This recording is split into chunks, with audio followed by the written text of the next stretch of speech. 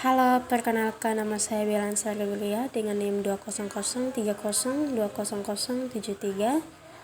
dari kelas 1C, Prodi Administrasi Bisnis, Fakultas Ilmu Sosial dan Ilmu Politik, Universitas Nusa Cendana Kupang 2020. Tujuan saya membuat video ini untuk memenuhi tugas mata kuliah sosiologi, yaitu mereview buku yang ke-16.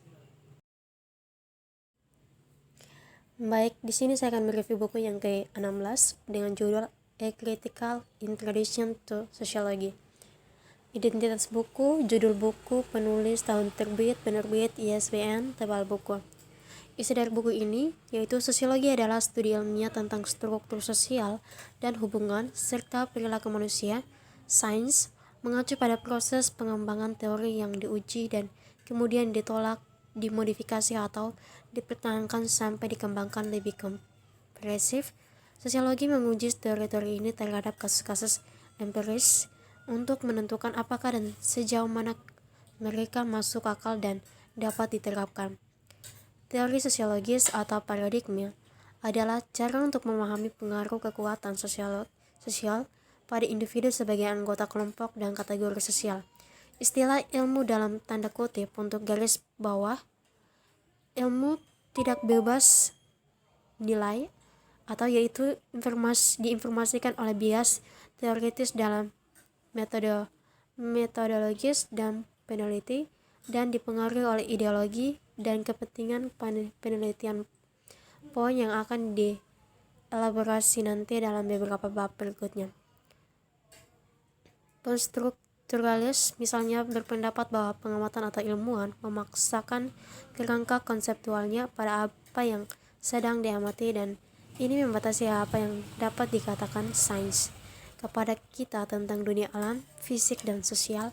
Hiller mempertahankan lensa yang dipergunakan aktor sosial untuk menafsirkan dunia di sekitar mereka dan memahami hubungan sosial mereka dengan orang lain disebut sebagai ideologi. Ideologi terdiri dari serangkaian nilai, asumsi, dan keyakinan yang membantu aktor sosial untuk memahami fenomena sosial kompleks yang mereka amati dan hadapi dalam interaksi mereka sehari-hari. Sebagai ilmu, sosiologi mengembangkan teori yang menjelaskan dunia sosial. Tujuan dari sosiologi adalah untuk menawarkan objektif dan nilai netral dari dunia sosial melalui istilah dan konsep yang tidak seragam. Pengetahuan sosiologis bersifat objektif dan subjektif. Menurut teori Berger, ideologi adalah salah satu konsep sentral dalam teori sosiologis. Ideologi dicirikan oleh selektivitas sebagai pelaku sosial yang pengalamannya berbeda karena misalnya hubungan keluarga, nilai dan kepercayaan, tingkat pendapatan, tempat tinggal, dan pekerjaan. Kita cenderung melihat dunia dan masalah sosial dan menafsirkannya secara berbeda. Karena itu, kita cenderung mengabaikan bagaimana fenomena yang sama dipahami secara berbeda oleh orang lain yang interpretasinya didasarkan pada nilai dan perspektif yang berbeda. Artinya, kita tidak bisa melihat dan memahami dunia dari perspektif lain, meskipun kita semua memiliki ideologi dan cara dalam memandang dunia. Dalam setiap masyarakat atau negara-negara, pandangan tertentu dianggap lebih penting dan dominan daripada yang lain. Pandangan dan ideologi kelompok dominan mempengaruhi cara kita memahami diri kita sendiri sebagai warga negara, bangsa melalui kendali mereka atas produksi pengetahuan di media dan sekolah. Seperti yang dipertahankan oleh Berger, di ideologi merasionalisasi kepentingan beberapa kelompok di atas yang lain.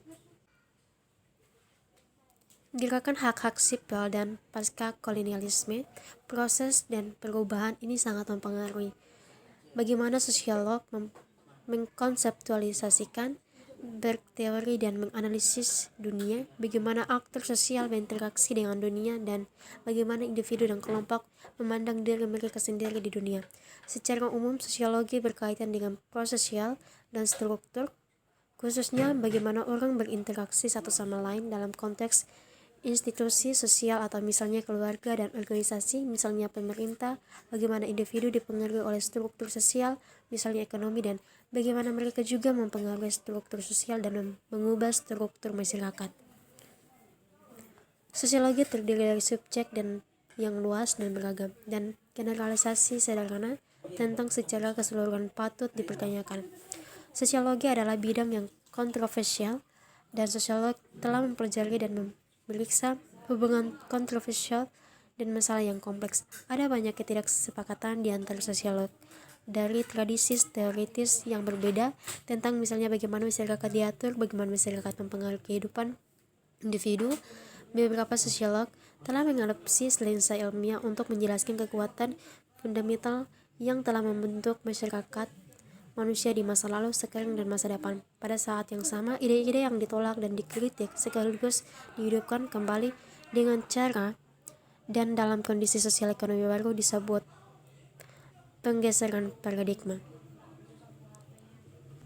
Dalam terang inilah, melalui wacana transnasionalisme, kita dapat menjelaskan konstruksi atau identitas melintasi ruang dan waktu dalam konteks efek kolonialisme dan kapitalisme global di timur dan barat sebagai kategori mengembang daripada sebagai entitas tetap. Pergerakan gagasan perspektif kelompok dan masyarakat antar negara dan bangsa, bagaimana representasi dari perbedaan dari baik di timur dan barat telah kembali dibangun, diubah, dan dipelihara dari perspektif sejarah. Secara umum, perspektif berbasis gender membantu untuk fokus pada kegiatan marginal seperti pekerjaan perempuan yang tidak dibayar, mempertanyakan validitas pengetahuan patriarki dan mempertanyakan pandangan dominan, merumuskan pertanyaan penelitian baru yang menjelaskan bagaimana pengalaman perempuan. Buku ini menekankan perspektif sosiologis kritis dengan fokus pada pertimbangan peristiwa dan hubungan lokal, regional, dan global. Pengetahuan dan teori sosiologis kritis memberi faktor sosial makro dan perspektif mikro yang diambil dari berbagai disiplin ilmu sosiologi kritis dan interaksional. Kemungkinan para aktor sosial untuk memiliki pandangan yang holistik dan komprehensif tentang bagaimana struktur dan hubungan ekonomi, sosial, sejarah, dan budaya mempengaruhi mereka dan orang lain sebagai anggota kategori sosial yang berbeda, baik yang serupa maupun yang berbeda, karena perpotongan antara faktor-faktor seperti ras, kelas sosial, jenis kelamin, seksualitas, ideologi politik, etnis, kemampuan, dan usia. Sosiologi kritis memberdayakan individu untuk memahami bagaimana hubungan global mempengaruhi mereka atau makro, dan bagaimana tindakan praktik sehari-hari mereka memproduksi atau membawa perubahan di lokasi langsung mereka, dan bagaimana dan lain dunia atau mikro. Salah satu tujuan sosiologi kritis adalah mendorong dan memberdayakan para aktor sosial untuk menjadi anggota aktif komunitasnya dan mempromosikan keadilan sosial untuk dan dengan kelompok-kelompok yang terpinggirkan. Secara umum, terdapat beberapa karakteristik yang menonjolkan sebagian besar teori rasialisasi dan rasialisme yang akan kita bahas pada bagian-bagian berikut. 1. Mereka menolak teori-teori universal yang membenarkan posisi kekuasaan kelompok elit dalam masyarakat. Mereka berupaya untuk memberdayakan kelompok marginal yang tidak memiliki kekuasaan. 2. Mereka tidak menghargai teori bebas. Mereka terlibat dalam penelitian teoritis dan praktis atas nama mereka yang secara historis dikucilkan, dan dari posisi kekuasaan, tujuan mereka adalah untuk mengubah dunia dan struktur kekuasaan sosial serta prospek orang-orang dari latar belakang yang terpinggirkan. Tujuan mereka adalah menjadi inklusif dan bekerja dengan kelompok yang kehilangan haknya untuk mempromosikan kesetaraan. 4. Mereka tidak hanya fokus pada gangguan struktur sosial, tetapi juga bagaimana kita berpikir tentang struktur sosial dengan membuat dunia intelektual lebih terbuka terhadap sejarah yang beragam dan dibungkam dari orang-orang dominisasi. 5.